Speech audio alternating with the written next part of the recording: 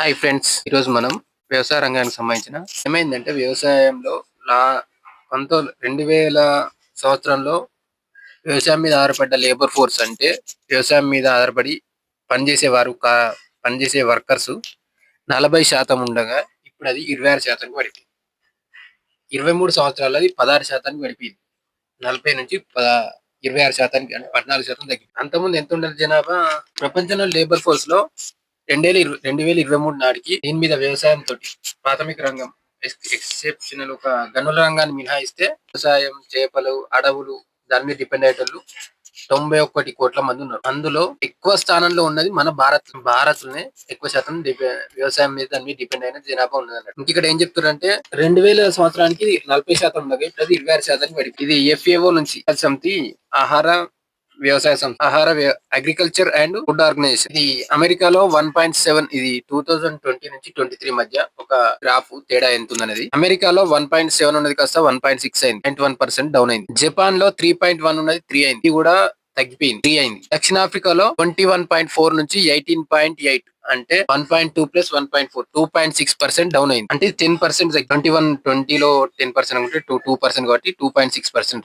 20 కంటే ఎక్కువ పర్సెంట్ తగ్గింది, 10% కంటే ఎక్కువ. చైనాలో 23.2 నుంచి 21.9. చైనాలో బాగా వ్యవసాయం చేస్తారని అక్కడ నుంచి కూడా వ్యవసాయం తగ్గిపోయింది. వ్యవసాయం చేసేటోళ్ళు కానీ రైతుల జనాభా తగ్గిపోతుంది. ఎక్కడ ప్రపంచంలో అంతటా తగ్గిపోతుంది. అందరూ వేరే వేరే రంగాలకు వెళ్ళిపోతున్నారు. ఇది మనం తెలుసుకోవాల్సిన విషయం ఏంటంటే ఇక్కడ అందరూ వేరే రంగాలకు మారి చైనాలో 23.2 నుంచి 21.9 1.3% తగ్గిరు. ఇక్కడ కూడా వియత్నాం లో 32.6 నుంచి 33. వియత్నాం లో మాత్రం రైతుల జనాభా పెరిగింది. ఇది ఒక్కటి మనం ఇక్కడ అబ్జర్వ్ చేసేది. మరి వ్యవసాయ పరిస్థితులు ఎట్లుంటాయి, వాళ్ళకి ఏమన్నా రైతులకు ప్రోత్సాహకాలు ఇస్తుర్రా, ఎందుకు అని రైతుల జనాభా అక్కడ పెరిగింది 32.6. వాళ్ళకి ఏం లేక మరి వ్యవసాయం సైడ్ వెళ్ళిపోతుర్రా. 32.6 నుంచి 33% అంటే 0.4% పెరిగింది. బంగ్లాదేశ్ లో 2020 లో 38% నుంచి 35.3% డౌన్ అయింది. అంటే ఇది 2.7% డౌన్ అయింది. ఇది కూడా అన్నిట్లానే డ్రాస్టిక్ గా డౌన్ అయితే ఉంది. పాకిస్తాన్ లో 37.9 నుంచి 36.1. మన పక్క దేశం పాకిస్తాన్ లో కూడా 37.9 నుంచి 36.1 అంటే ఇది 1.8%. ఇది కూడా తగ్గింది. మన భారత విషయానికి వస్తే రైతులు జనాభా 44.7 2020లో 44.7 ఉన్నది కాస్త 43.5 లో పడి ఇది 1.2% తగ్గిపోయింది. ఆల్మోస్ట్ అన్ని దేశాల్లో ఒక వియత్నాం మినహాయిస్తే అన్ని దేశాల్లో రైతుల జనాభా తగ్గిపోతుంది. వాళ్ళకు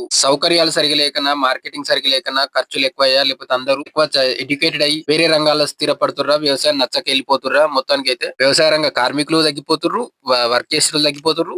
దాంతో పాటు చేసే వ్యవసాయ రైతులు కూడా తగ్గిపోతుర్రు. అందరూ పరిశ్రమలు మరి వేరే రంగాలకు వెళ్ళిపోతుర్రా, భూములను వేరే దానికి షిఫ్ట్ చేస్తుర్రా. ఇదంతా మొత్తానికి అన్ని రంగాల్లో ఇట్లా అన్ని దేశాల్లో సేమ్ ఇదే సిచ్యువేషన్. వియత్నాం ఒకటి, అది కూడా చాలా లెస్ క్వాంటిటీలో తక్కువ 0.4% పెరిగింది. మిగిలిన అన్నిట్లో 2-3%. అంటే నియర్లీ అన్నిట్లో 10%. దక్షిణాఫ్రికాలో 10%. సేమ్ అన్నిట్లో ఇట్లే తగ్గుతూనే ఉంది. దక్షిణాఫ్రికాలో 10% కంటే ఎక్కువ తగ్గింది. అంటే 21.1 ఉంటే దానిలో ఒక 3 years లో 10% డౌన్ అయింది. అంటే 10% మీన్స్ అంటే ఉద్దేశం ఏంటంటే 21 లకి వెళ్ళి 10 అంటే 2% తగ్గిందంటే దక్షిణాఫ్రికా కూడా తగ్గిపోతుంది, చాలా తగ్గుతుంది అందులో. ఇది మరి దీనికి ఆల్టర్నేట్స్ వేరే ఎత్తుకుతున్నారా వాళ్ళు, లేకపోతే ఇంకా అసలు వ్యవసాయంలో పని దొరకకుండా వెళ్ళిపోతుందా అనేది తెలియదు. వ్యవసాయంలో పని దొరకట్లేదా మొత్తానికి. ఇంకా నా ఉద్దేశం ఏంటంటే దీనికంటే బెటర్ చాయిస్ ఉన్నదానికి వెళ్ళిపోతుర్రేమని నేను అనుకుంటున్నా. వాళ్ళు చదువుకొని గానీ ఇంకా వాళ్ళ లైఫ్ బెటర్ గా ఉంటాడు చూసుకొని ఆ రంగాల్లో స్థిరపడిపోతారు. ఎందుకంటే వ్యవసాయం లాస్ ఉంది, చాలా బెటర్ గా మంచి దీనికంటే మంచి ఆదాయం వచ్చే వనరులు ఉన్నందువల్ల వాళ్ళు చదువుకొని వేరే దానికి వెళ్ళిపోతారని అనుకుంటారు. మీరేమనుకుంటారో చెప్పండి. ఓకే ఫ్రెండ్స్, తప్పకుండా మన ఛానల్ సబ్స్క్రైబ్ చేసుకోండి. మరిన్ని లేటెస్ట్ అప్డేట్ తో మనం కొత్త న్యూస్ తోటి మీకు చెప్పే ప్రయత్నం చేస్తుంటాను. Thank you friends. Channel subscribe and like, share, comment కూడా చేయండి. Thank you friends. ఛానల్ ని సబ్స్క్రైబ్, లైక్, షేర్, కామెంట్ కూడా చేయండి. మీ అభిప్రాయాలు ఉంటే బెస్ట్ ఎక్స్పీరియన్స్ ఇచ్చే ప్రయత్నం చేస్తాం. Thank you.